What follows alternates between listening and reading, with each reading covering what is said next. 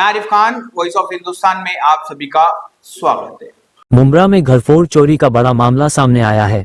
ये घटना है 26 अप्रैल 2026 की, जहां एक परिवार शादी में शामिल होने के लिए मुंबई गया हुआ था और पीछे से उनका घर बन गया चोर का निशाना।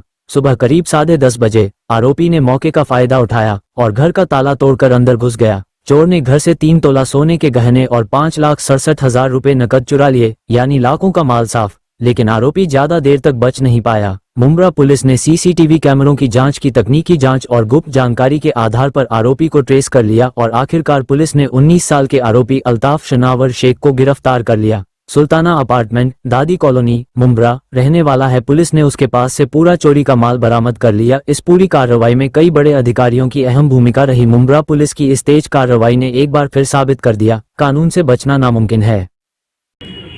फोटो निकाला है सर।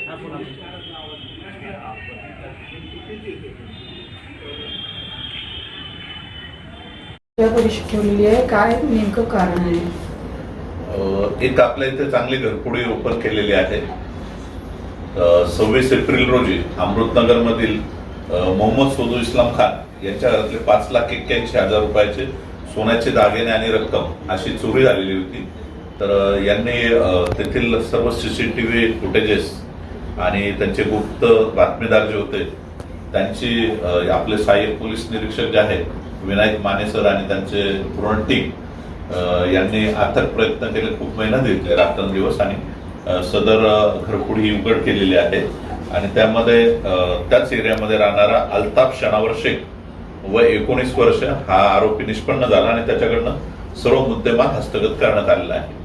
सर, या प्रकरणात आरोपीपर्यंत पोहोचण्यासाठी पोलिसांनी नेमकी कोणती तपास पद्धती वापरली? म्हणजे सीसीटीव्ही, तांत्रिक विश्लेषण, मुखबिर जाळ, यात कोणाचा सर्वात मोठा वाटा होता? सर्वात मोठा त्यांचा वाटा जो होता तो सीसीटीव्ही फुटेजेस आणि त्यांचे गुप्त बातमीदार जे आहेत आणि तांत्रिक विश्लेषण सर्वच याच्यावर त्यांनी किती तासात रिपेअर केली साहेब?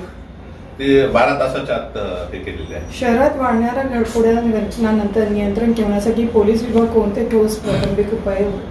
आपले ठाण्याचे माननीय पोलीस आयुक्त सर जे आहेत आशुतोष डुंबरे सर यांनी जे आपले ठाणे सुरक्षित ठाणे जे उपक्रम राबवलेला आहे त्या अंतर्गत जेवढे जेवढे ब्लॅक स्पॉट आहेत, म्हणजे जिथून घरफोड्या जिथे जास्त होतात, वाहनं जास्त चोरी होतात, जिथे शरीराविरुद्धचे गुन्हे, मारामाऱ्या भांडणं जिथे होतात, जिथे टवाळखोर लोक राहतात वगैरे, अशा जेवढे सेन्सिटिव्ह पॉईंट वगैरे आहेत सर्व ठिकाणी पॉईंट दिलेले आहेत। आणि त्या ठिकाणी आपले सगळे पेट्रोलिंगच्या गाड्या, सर्व डीबीच्या टीम्स, आपले गोपनीयचे कर्मचारी, अधिकारी सर्व काही स्पेसिफिक टाइम मध्ये वेळोवेळी तिथे व्हिजिट करत असतात आणि तिथले फोटो डाउनलोड करत असतात आणि त्यामुळे पेट्रोलिंगचं प्रमाण वाढलेलं आहे आणि त्यामुळे आपल्या इथं बऱ्याचशा गुन्ह्यांवर अंकुश आहे। एक लास्ट प्रश्न आहे, जप्त करण्यात आलेला मुद्देमाल पूर्ण परत मिळालेला आहे का? नागरिकांना अशा गुन्ह्यापासून स्वतःचा बचाव करण्यासाठी कोणती काळजी घ्यावी पाहिजे?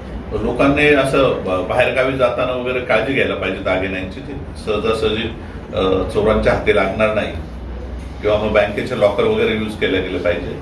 आणि जे आपल्या घराचे कडी कोंडे लॉक जे आहेत ते स्ट्रॉंग पाहिजे, सीसीटीव्ही फुटेजेस पाहिजे, प्रत्येक अपार्टमेंटमध्ये वगैरे वॉचमन ठेवले गेले पाहिजे। तर याच्याने अशा गुन्ह्यांवर वचक बसेल।